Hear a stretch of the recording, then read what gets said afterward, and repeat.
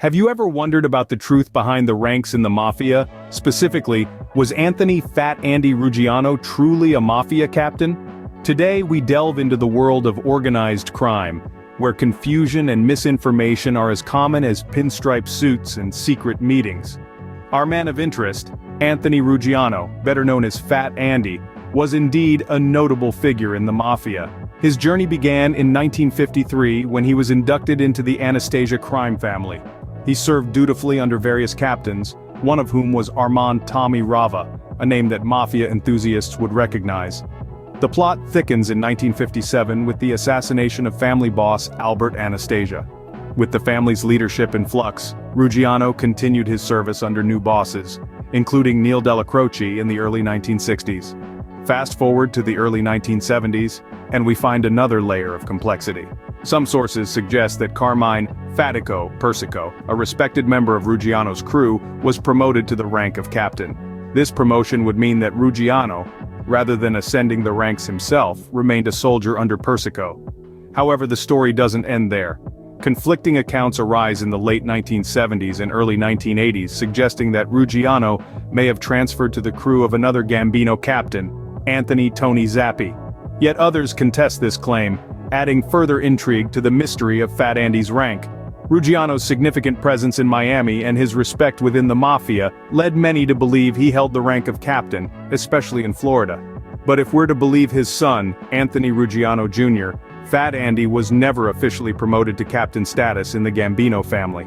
With the assassination of family boss Albert Anastasia in 1957, Ruggiano's journey in the Mafia continued under new leadership. As we peel back the layers of his story, we find a world where respect and reputation do not always equate to rank. The mystery of Fat Andy's rank in the Mafia is a tangled tale of power, respect, and the elusive truth. As the Mafia evolved, so did Fat Andy's status within the organization.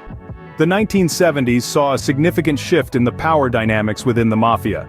One of Ruggiano's crew members, Carmine Fatico Persico, was reportedly promoted to the rank of captain, helming his own crew.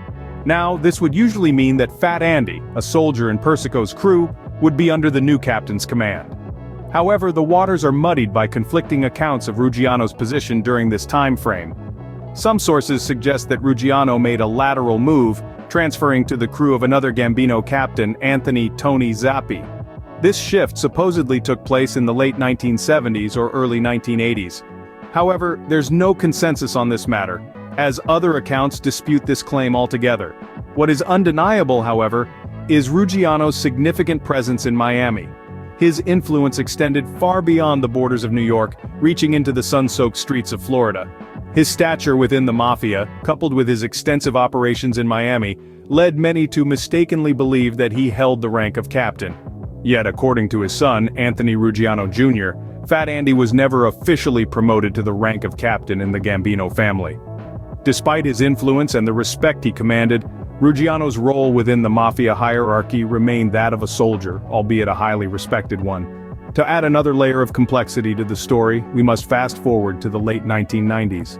Near the end of his life, and long after his active involvement in criminal activities had ceased, Ruggiano was allegedly made a captain. This promotion, however, was more of an honorary gesture, a nod to his long-standing membership and contributions to the Mafia. Regardless of the confusion, Ruggiano had a significant presence in Miami, leading many to believe he was a captain. His influence stretched far and wide, and his name continues to resonate in the annals of organized crime history. Despite his influential position, Ruggiano could not escape the law. Over the course of his life, he found himself entangled in numerous legal battles, some of which led to significant time behind bars. In 1983, Ruggiano received a one-year sentence for contempt of court. This charge came about as a result of his refusal to testify before a grand jury investigating organized crime. Ruggiano, in line with the Mafia's code of silence, or omerta, chose prison over cooperation with the authorities. 4 years later in 1987, Ruggiano found himself back in the courtroom. This time, the charges were far more serious. He was accused of leading a widespread criminal enterprise that spanned multiple states.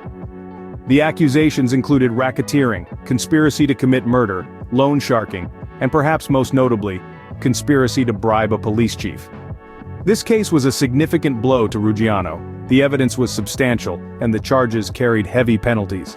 The jury found him guilty on all counts, and he was handed a 40-year sentence. This verdict effectively put an end to Ruggiano's active involvement in the Mafia. He would spend the majority of his remaining years in prison. Despite these legal setbacks, Ruggiano maintained his reputation within the Mafia. His fellow mobsters respected him for his refusal to cooperate with law enforcement, a decision that cost him his freedom but upheld the Mafia's code of silence. Ruggiano's story is a stark reminder of the heavy toll that a life in organized crime can take. It's a world that demands loyalty and respect, but also one that can lead to a lifetime behind bars. Legal troubles aside, Ruggiano was respected within the Mafia, even without the official title of captain. His influence and legacy continue to be a topic of discussion and debate among those with an interest in the history of organized crime. As his life neared its end, Ruggiano received a gesture of respect from the Mafia. This honor came in 1998 when Ruggiano was allegedly promoted to the rank of captain.